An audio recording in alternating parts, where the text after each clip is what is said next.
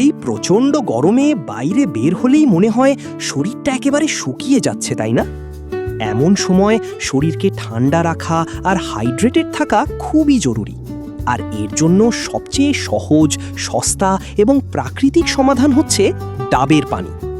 ডাবের পানিতে রয়েছে প্রচুর পরিমাণে প্রাকৃতিক ইলেকট্রোলাইট, যা খুব দ্রুত শরীরের পানি শূন্যতা দূর করে।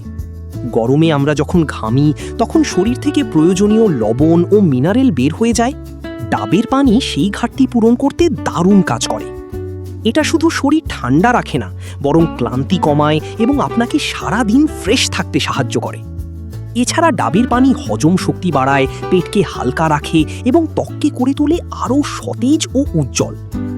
অনেকেই গরমে ঠান্ডা পানীয় বা সফট ড্রিঙ্ক পান করেন, কিন্তু সেগুলোতে থাকে অতিরিক্ত চিনি আর কেমিক্যাল, যা শরীরের জন্য ভালো নয়।